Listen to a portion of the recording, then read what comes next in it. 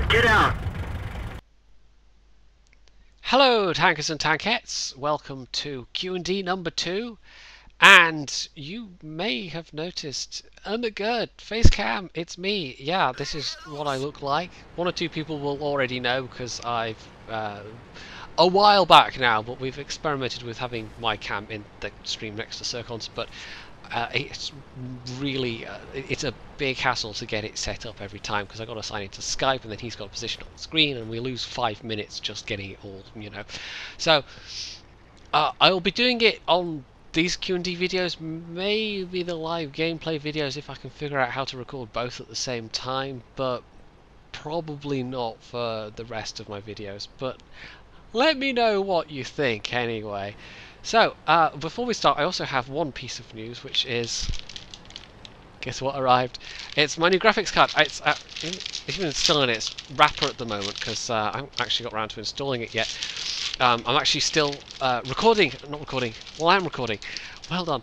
I'm uploading right now, which means I don't want to, you know, switch off the computer to install this new hardware, because then I'd have to start all over again, and that would be another 14 hours or however long it's taken to upload today's video. So yeah, so that's exciting news. I can finally I've bought some other bits as well which will make my system a bit beefier, power supply and some more RAM, so I can maybe do I don't know, the video quality might improve, we'll see. I'll have to fiddle around with graphic settings and everything, but yeah, fingers crossed. So without further ado, let's get on to the questions. These are, the last video was split into 2 parts, so these are taken from both videos, both comment sections. So I'm going to start with one from Assaultana, who asks, if you could pick one tank that you could drive or own in real life, what would it be? And I need reasons. Probably the mouse, and I think somebody actually did post onto that comment, the mouse. It's just, how awesome would it be to own an actual mouse? Okay, apart from anything else, you could probably live in it. I'm sure it's big enough. You could certainly, well, you could fit a lot of shopping in one if you drove down to the shops, but I'm not sure you'd leave the roads in a very good condition as you went along. It does weigh rather a lot. I'm not sure the council would be best pleased, but on the other hand, I wouldn't care very much, so you know, that's what I'd go for, the mouse. Nice and roomy inside. You could hold a little party, or you could build a conservatory on the side. You could have a sun deck on the back of the turret, or I don't know, that there are possibilities. Martin Cosgrove asks, have I seen The Walking Dead? I actually have seen, I think I've watched part of the first episode, and it's didn't really grab me. I'm not really a fan of zombie anything, so yeah, it's, you know, I've heard good things about it, but I probably won't be spending much time watching it. I'm watching a lot of Stargate at the moment. I actually have a Love Film subscription, or I've got, well, a subscription. I was given 2 months free by somebody, so I've been watching a lot of Stargate. I've watched a few films as well, but mostly Stargate. So that's been good. But that's not exactly a new TV show, so I'm not sure why I brought that up. It's just that's something I've been watching a lot of recently. John Connor asks, what do I hate more, doing very good in a game but losing, or winning but with little contribution? Well, conversely, even though I know that if I've done really well in a defeat, I'm probably going to get at least some XP, it still weirdly feels better to have done badly in a win, and I think there's a bit of, you know, psychology going on there, because it's a win even though the actual outcome of the battle is worse in terms of XP and credits. It's still, because it's a win, it feels better, if you see what I mean. So I think that's going to be my answer, even though I know it's you know, a wrong answer. It's sort of counterintuitive to the what the sensible answer would be. But yeah, that's my answer. I prefer to have a terrible victory than a really crushing loss where I you know, did loads of damage but still didn't do, you know, quite enough, or wasn't able to carry quite hard enough. Selig Studios asks, which part of England did I live in? It was actually Staffordshire. I've actually lived in a number of places in England, mostly around the Midlands, but most recently Staffordshire. Cheshire is also somewhere I've lived at various points, and I think even Merseyside briefly. I might be getting confused, but most recently anyway, Staffordshire, a couple of years in Stoke-on-Trent in the early 2000s. And the best thing I can say about Stoke is that A, they have a Spitfire in their city museum, and B, they have good transport links, so it's very easy to get out of Stoke. Unfortunately, living in Stoke meant that I was forced to come back, but yeah, it's got transport links and a Spitfire, so there's that. Oh, and also there is one other thing actually. The best steak and kidney pie I've ever had was from a butcher's shop actually in Stoke-on-Trent that actually did their own. Oh, I want one now. God damn it, steak and kidney pie. But they made their own, and they were absolutely gorgeous. I mean, they were. It was like a butcher's that was actually 5 minutes down the road, so I did indulge in those quite often. Yogesh Sharma asks, what are my system specs for my PC? Well, I will flash them up on screen. Obviously, they'll have just changed because, you know, new graphics card. But I can tell you now, this thing here is it's an XFX R90 R9 290. So it's not the 290X, which is the really expensive one. But I'll actually get it out of the bag rather than just waving around the bag, so you can actually see. There we go. Look. Ooh, shiny. Yeah, I'm excited about that. I just have to be patient. A couple more hours and I can have that thing installed. Bobco98BG asks, what do I think about American Heavy Branch? It's a good line. I think next to the Soviet heavy tanks, I think they are probably the most newcomer-friendly heavy line in the game. They've got actually a relatively consistent playstyle as well, with some exceptions. It's not totally consistent, but the T1 Heavy and the M6 are both very similar playstyle. Then it changes a bit with the T29, and the T32 is kind of a step up from the T29. And then the biggest change really is the jump from the T32 to the M103. There we go. I only have one. I've only played it for I don't know how many battles. And then after that you go to the T110E5, which kind of then jumps back to the previous playstyle a little bit in terms of having a much stronger turret. So the M103 is kind of the odd one out on the high tiers, but on the whole, it's, I think, remarkably consistent. And if you can learn to do well in one lot, then you can take that experience up the branch with you. I mean, like, for instance, the French jump around a lot in playstyle. I think the Germans jump around a lot in playstyle as well. So some are less consistent than others, but I think the Americans are easier to get to grips with because they are more consistent.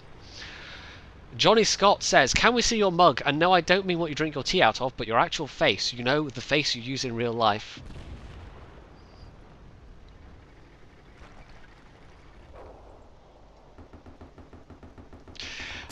Yeah, next question. Robert Charleson asks, do I think World of Tanks should have a 4th equipment slot on elite or premium tanks, and what equipment would I like to see added? Well, as for equipment added, I really don't have an answer for that one. I mean, there's one or two things I can think of that would be, you know, completely outside the game period, like, you know, laser sights, and yeah, no, that wouldn't work. But as for a 4th equipment slot, that's kind of an interesting question. My personal feeling is that I don't think there should be, but there are some tanks where I think, okay, I really, you know, I would really like an extra equipment slot, but how do you decide which tanks would get that and which tanks wouldn't? And even some premium tanks, I mean, I don't know, it would be maybe a nice perk for having a premium tank, but it might give them a bit too much of an edge, maybe, because I kind of like that with some tanks you actually have to choose. You actually have to pick equipment that suits a particular playstyle or suits that helps shape how you're going to play the tank. Some tanks it's like fairly standard. It's like, you know, gun lane drive, a rammer and vents, and it's like, okay, you don't really have to think about it. Any other equipment would be a waste. But then you get other tanks, especially at the higher tiers, where you actually have to think about what you're going to put on, because it will influence how you actually use the tank to some extent. So yeah, it is an interesting question. I personally don't think there should be a 4th slot, but on the other hand, there are tanks where I would really like it. Urban Tarzan asks, have I played Star Control 2, given that I like science fiction? I actually have, you know. Not for very long, but I think I just got curious one day, and it's one you can download and play for free. So I I just gave it a whirl. I think I spent about 2 hours just mucking about in that, because it's one of these ones that's got a bit of a cult following. So it's yeah, I don't know. That was kind of fun, but it's not one I think I would play seriously these days. But it was an interesting blast from the past, though. Assassin4365 asks, what's my favourite episode or episodes of Doctor Who? That is a tough one. Off the top of my head, and I've had a little think about this, I'm going to go with the Aztecs, which is actually from very, very early on in William Hartnell's run as the very first Doctor, and it's back when they were still doing what they called historicals, which were stories that had an Earth historical, a backdrop, a background, a setting. Why was I struggling with that word? I don't know. But it's really one of the better ones. The acting was superb. The story was actually pretty good, because some of them were terrible. I think The Gunslingers is noted for being particularly bad. That was one that was set in the Old West and really wasn't a good serial at all. But the Aztecs was the complete opposite, and it really stands out as, in the early shows, being one of the good ones, and it's a personal favourite of mine. But there are so many good ones to choose from. It's a really tough question. If you ask me next week, I'd probably give a different answer entirely. It's just kind of that's the answer my brain has come out with just now. Behemoth asks, why do I like the caption guy so much? I don't know, Behemoth. I used to think you liked me, but well, the truth is coming out clearly. So Seawards, or Landcruiser, as he's otherwise known in game, asks, what apart from World of Tanks are my favourite games?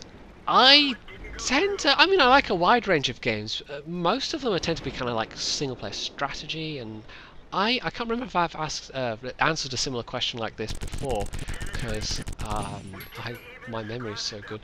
But at the moment I'm playing a lot of Europa Universalis 2, Crusader Kings. There are games that I tend to go back to every so often, like SimCity and Pharaoh. Theme Hospital is a favourite. I don't actually own that at the moment, but that's one that I've bought that about 3 or 4 times over since God, when did that come out? Like 1998, and it's still a game that you can buy, and it still holds up. It's still a really good game. But those kind of games I really like. But at the moment, EU4 is probably one of my favourites. I like that kind of grand strategy. I mean, all these are kind of mostly single player game, or games rather. World of Tanks is kind of an oddity in that it's a multiplayer one, a massively multiplayer one. I don't tend to play that many MMOs of any variety. You've seen me play a bit of Team Fortress 2. I've played other stuff online, but not that much and not that frequently. So the amount of time I've put into World of Tanks and the amount of battles I've done and even money I've spent on it is kind of unusual in terms, I haven't done anything like that for any other online game at all, which, I don't know, goes to show I like World of Tanks, I suppose. Onaj Tamo, or Onaj, or I have no idea. I do apologise, I've probably mangled that horribly. What tank would you use the Benny Hill background? I'm going to guess you mean the famous music. These days, probably the ELC's the most fitting for that. It's about the fastest mid-tier tank you can get, and it's just small, it's full of character, it's just, you can do silly things in an ELC, so yeah, I think that's probably the most fitting. Mad Dog 3060 asks an interesting question. How many games would you expect a player to have under their belt before they stop completely sucking and get their stats into decent shape? This is just my personal feeling, I would say 6,000 to 7,000 battles, but it can really vary, and it's like, if you're purely relying on stats to judge someone's skill, just looking at someone's global stats, if they've played at that level of battles, they might still have relatively bad global stats, but their more recent stats might be much better, and that's a much more accurate way of gauging their progress. If you see somebody's got much better recent stats than their global stats, then you can tell that they're really improving. So if you're in that stage, you know, that's a really good thing. And there are things you can. A lot of World of Tanks is just practice. It's just keep doing things and paying attention and learning from your mistakes and figuring out why things went wrong and if stuff was beyond your control or if you could have done something different. But you can also sort of actively seek out information that might help your gameplay, such as YouTube channels and training clans and stuff like information on the wiki, guides on other websites. So it's kind of a matter of just practice and getting to that stage in the first place of thinking, I want to improve my gameplay, because you do see people with like 15k plus battles who are still really bad, and you look at their recent stats and they're still, you know, not good. So that's obviously a less aware player, somebody who's just keeping doing what they're doing and isn't really thinking about getting better at all. They're just bumbling along and I don't know, having fun in their own way, I guess, although I wouldn't call losing the majority of my battles fun, you know, not contributing to teams I'm in. I would, if I got to that stage, having played that many battles, having put that much time in, I think I'd just call it quits. But I don't know, some people don't, they just keep going. We're nearly there, by the way. This is going much quicker than previous ones, but I had fewer questions to get through, and I haven't gone through every question that was asked. I've trimmed it down a little as well, so this video is a little less of an epic than the last. This is definitely not going to be a two-parter. Smooth Trooper asks, what's my opinion on the hull upgrades that are coming along? And what else do I think about other upcoming changes? Well, the 9.0 patch, or the, well, to be technically accurate, the 0.9.0 patch is going to be, I don't know if that's going to be the next one or if there's going to be an H12 patch first. It remains to be seen. But that looks like it's going to have some fairly big changes in it. The hull upgrades thing, I think, I mean, it's been on the cards for a really long time. They've actually been talking about it for a while, so it's really interesting to it'll be interesting to see how they implement it. I think it's going to be a good thing, because at the moment you've got tanks that are kind of like you've got the different upgrade options, sometimes historical, sometimes not, but for a lot of the tanks where they had different production variants, you've got only a single hull available. So for instance, the Panzer IV is actually is it an House of G? It's sort of a late-ish model Panzer IV, so the only way they have really to model different versions of different tanks, like for instance with the Sherman and the EZ8 and the Sherman Jumbo, is to stick them in separate tanks in their game, and that works to some extent. But there were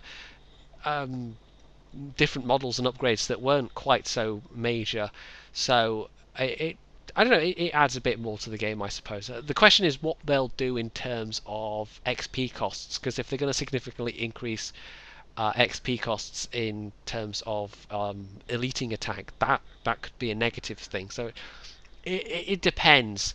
If they bump up the XP costs across the board for tanks, but don't do anything to increase the amount of XP people earn, I think that could, that would increase the grind, and I don't think anyone really wants that. So I hope they do balance that out somehow. HSME, I was going to say HMSE English. No, that's just HM. I can't even say that. HSM English. There we go. For goodness sake. Do I ever get really frustrated with teams, and what do I do well, I get frustrated at my inability to speak. I have a feeling, didn't I answer a similar question to this? Basically, I tend not to get that frustrated. Occasionally, I'll get a run of bad teams, or it happens to everyone, and I'll just think, okay, I'll take a break. But otherwise, I don't know. I don't think it really gets to me that much. If I feel I am getting annoyed, I'll take a break. It takes somebody being deliberately a dick to actually get me even more than mildly annoyed. If a team's being terrible, then it's just like, okay, it happens. But if somebody's going out of their way to be annoying, to piss other people off, then that does leave a nasty taste in the mouth, because it's just like, why? What's the... I don't know, I don't get it, but some people do that. But fortunately, it's fairly rare, and I think it's rarer in World of Tanks than it is in a lot of other games. You know, the amount of vitriol that gets spewed in games like League of Legends and Call of Duty, that's just... I couldn't do that. But yeah, I think World of Tanks is relatively civilized for an online game, which is one of the reasons I enjoy playing it. And last up, Evan Quincy asks, PHJ, are you in a relationship? KV4 counts, right? Right, you guys? Right? Yeah? No? Oh. Well, in which case, no is my answer to that question, but it's not a thing that tremendously bothers me. It's just, you know, there's plenty of other things to do in life, so, including tanks, and YouTube channels, and watching Stargate, so, there you go. I think we'll do the same as I did last time. Anyone that wants to ask a question for the next one, which I think we'll just do the same. I think we'll try and do these on a monthly basis, maybe even quicker than that. It just depends on my upload schedule, among other things.